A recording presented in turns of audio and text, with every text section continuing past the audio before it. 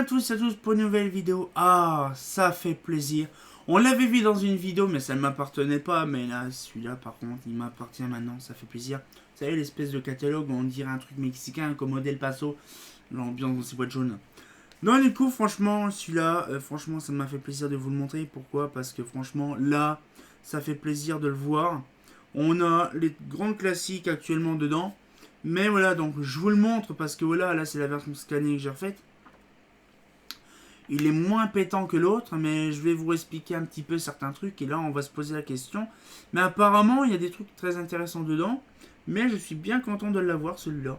Donc, on va pouvoir regarder, bien sûr. Puis après, on va se laisser là-dessus. Hein, donc, du coup, voilà. Donc là, oh, il est magnifique. C'est vrai qu'on avait vu ça là-dedans. C'était magnifique. Donc, du coup, paf. Là, voilà. Voilà, on avait vu ça. C'était magnifique. Donc là, le sommaire, bon, ça c'est le traditionnel, la notion d'éclairagisme. Bon, ça, après, on l'avait déjà vu, mais bon, voilà. Ce qui fait, c'est qu'on retrouve un petit peu nos sources. Bon, là, par contre, c'est moins pétant, donc du coup, ça fait moins mal au crâne. Voilà, donc on a par contre les anciennes flammes des années 50. Donc c'est impressionnant quand même de voir ça. Donc là, c'est vraiment les anciennes lampes, parce qu'on voit même déjà le logo, c'est même les anciennes avant les logos Vaura, avant le logo des années 50. Donc là, c'est vraiment les très anciennes lampes. Donc déjà, ça par exemple, les brûles parfums comme ça, j'en ai jamais revu. Déjà, les douilles comme ça, déjà. Voilà, donc un petit peu. Donc là, oh, c'est même gravé comme ça. Là, c'est vraiment années 40, là, oui. Là, toutes ces photos-là, c'est années 40. Hein. Ouais, par exemple, ça, les lampes cialytiques, dans tous les autres catalogues, il n'y en avait pas. C'est vraiment les seuls endroits où j'en ai vu des cialytiques. Donc là, une lampe comme ça, en filament de carbone. Standard téléphonique, ça existait déjà. Donc là, les lampes de mine et compagnie, bon, ça existait encore déjà. Lampes de poche et tout ça, bon ça. Les infrarouges, des lampes comme ça n'existent plus, j'en ai jamais revu depuis, même ceux-là. Plus tard ça est revenu. Comme ça, les cylindriques, j'en ai jamais revu, j'en ai jamais vu. Et voilà, donc ils expliquent un petit peu le système, les lampes et tout ça. Donc ça c'est les trucs, les Mazda, Therma. Voilà, donc les SOX. Les sodium basse pression, les premières mercure. Voilà. Les premières mercures, donc là c'était pas les mercures ballon fluo, hein, c'était vraiment les mercures traditionnels. Voilà. Donc un petit peu le truc. Donc là les mixtes, hein, les premières mixtes aussi c'est pareil. Donc là lumière noire, pareil, lumière noire ça devait être vraiment une dinguerie à l'époque. Voilà, donc un petit peu les trucs de malade. Les néons et argon. Argon n'existe plus depuis longtemps. Donc ces lampes là c'est vraiment des lampes vraiment par défaut. Mais quand on voit le culot, ça doit être un sacré truc quand même. C'est pareil, en fluorescence. Les anciennes réglettes à l'époque, avec les anciennes platines. Mais ça c'est impressionnant, pourquoi? Parce qu'en fait les trucs, on voit très bien, c'est même pas les lampes Mazda, vous voyez, c'est même pas le logo, c'est pas le logo qu'on connaît Mazda. Là c'est vraiment des... Là ces images là, c'est des images qui datent des années 40 hein, quand même. Faut le penser. Voilà, donc, paf, les vieux schémas de l'époque. Donc là, les germicides, hein, c'était déjà nouveau encore à l'époque. Là, donc là, paf. Donc les blocs, les Mazda Fluor. Mazda Fluor, ça existait. Bah, de toute façon, ça a toujours existé. Après, pas spécialement parce qu'il était fluo. Pour info, ça n'a pas non plus été trop à l'époque, les années 40. C'était plus une incandescente. Tout ça, c'est magnifique, ces machins. Bon, ça, c'est les Mazda Fluor de l'époque, ça devait pas éclairer des masses. Mais voilà, donc les infranors, comme je vous expliquais le dernier coup dans la vidéo. Les infranors, je ne sais pas vraiment combien de temps que ça a duré. Quand est-ce que ça arrivait chez Mazda. On n'a pas de certification, tout ça, donc on n'en sait rien. Mais on le sait quand même que Mazda a fait des armatures infranors. Donc voilà. Donc ça c'est pareil. Les Reflectolux. Vous imaginez ces trucs-là datent des années 50 quand même. Et ça existait encore dans les années 90, 70. Hein. Voilà. Donc là les plafonniers comme ça j'en ai jamais vu, si peut-être une fois. Donc, un petit peu de tout là, les boules machin. Donc voilà. Après il y a la plupart des trucs comme par exemple là le foudret, tout ça. Là bon les bons vieux machins, ça coûte un rein ces bordels là. Ah, ces machins là. Oh, ces machins là ça coûte dans les 300-400 euros. Là voilà, donc là on le voit très bien dans les fameux projecteurs. Là il n'y a pas la fameuse Sony du Val ST1. Mais voilà, on va parler aussi là-dessus, pourquoi. Alors du coup, le projecteur PA 4075, bon là il y a un petit peu le truc, voilà. Voilà, donc les barres fluo. 6 fois 40 watts. Hein. Donc là un petit peu le truc. Mais le problème, donc la dernière page, le problème c'est que je comprends pas. Déjà il y a des trucs bizarres. C'est pour ça que ça fait du bien de ressortir un catalogue qu'on a vu il y a une perte de temps. Ça permet de redonner un petit peu plus de punch et de dire pourquoi il y a des trucs qui manquent. Par exemple, on a vu la Sony Val ST1, bon, vous m'avez compris. La Sony Val ST1, on la voit sur le Mazda, le 51 extérieur, mais on ne le voit pas dans celui-là. Il y a des lampes, par exemple, dedans, que je connais pas parce qu'elles n'existent pas dans les autres catalogues.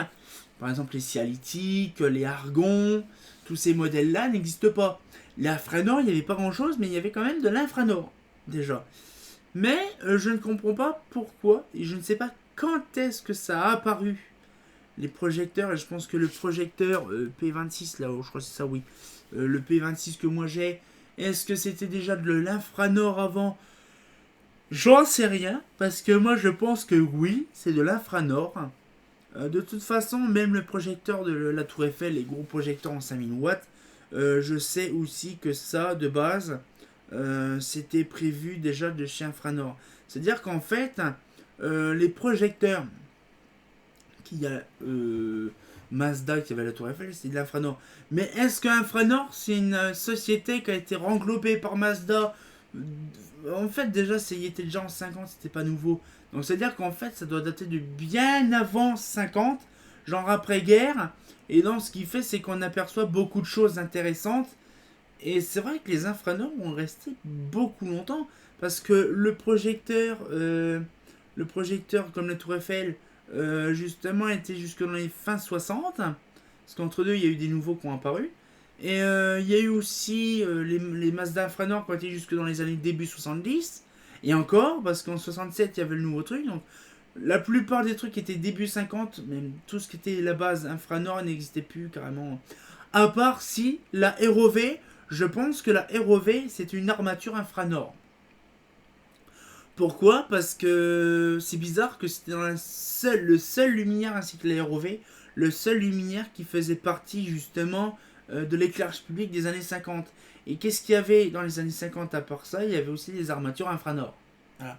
Donc je pense quand même que Infranor c'était un des fabricants français de luminaires, pas spécialement, hein, mais ce que je veux dire c'est que c'était un des commercialisations de luminaires d'éclairage extérieur ou même des projecteurs et même d'industriels. Je pense que c'était un des avant Progélux. Et franchement, le truc c'est ça qui est dingue, c'est que je ne comprends pas pourquoi que Infranor a cessé d'exister. Je ne sais pas, c'est un peu comme l'histoire de Progélux. Je pense qu'en fait Mazda avait pas mal d'OPA à l'époque dans certaines choses et devait se demander, c'est qu'à mon avis que quand vraiment Infranor a cessé d'exister, un peu comme Progélux, je pense qu'à l'époque ils n'avaient pas acheté Infranor. Ils vendaient des luminaires Infranor mais ils ne les avaient pas achetés. Et ils ont dû pas faire la connerie avec Progélux dans les années 60-70 parce qu'ils n'ont pas voulu que Progélux s'arrête et qu'ils n'avaient plus de luminaires. Un peu, voilà le truc. Hein. C'est pour ça que dans les années 50, apparemment, c'est mon estimation, c'est pour ça que dans les années 50, il n'y a eu plus aucun luminaire d'éclairage public de conçu. Pourquoi? Même début 60. Pourquoi? Parce qu'il n'y avait pas de luminaire prévu à cet effet. C'est comme par exemple la ROV. C'est simple, la ROV, c'est quoi? C'est simplement la même chose que la RM75. C'est simple. C'est vraiment le même modèle. Franchement, je peux vous le dire. La REM 75 et la ROV, c'est tout à fait la même chose. Voilà. C'est simplement, je pense que la REM 75 et la ROV, je pense que c'est de l'Infranor, mais des restes d'Infranor. Mais c'est quand ils ont racheté Progélux, quand Progélux est arrivé, ils ont dit là par contre cette fois-ci, on lâche pas l'affaire, on les garde. C'est pour ça qu'après ils ont racheté Progélux et donc du coup la pleine essor de Mazda. Mais à l'époque, Mazda là, il n'y avait pas... il y avait une autre architecture, une autre façon. Pour vous dire quand même que pour vous dire quand même que Mazda ne fabriquait pas leurs luminaires eux-mêmes. Déjà quand on voit la Sony du Valestien, on se demande comment ça se fait que c'est là-dedans. Je suis sûr que les autres modèles, comme la HLS et tout ça, viennent d'une autre marque. Je pense que c'est américain. C'est des gumballs, c'est sûr c'est américain. Mais c'est quand même bizarre quand même de dire que la plupart des modèles qui étaient dans les années 40 chez Mazda, même 50, n'était pas fabriqué par Mazda. C'est comme même dans les années 70, c'était Progilux qui faisait les lumières Mazda. Hein. Voilà, mais bref, donc du coup on va pouvoir se laisser là-dessus. Moi ça fait plaisir de retourner un petit peu sur ce catalogue-là que je n'avais pas mais là qui m'appartient. Et donc du coup on va pouvoir se laisser là-dessus et on se retient encore pour une nouvelle vidéo. Et comme de bien entendu, bah... ça fait quand même un rayon de soleil. C'est bien lumineux, j'adore, c'est bien chaleureux. Ah c'est pas faux.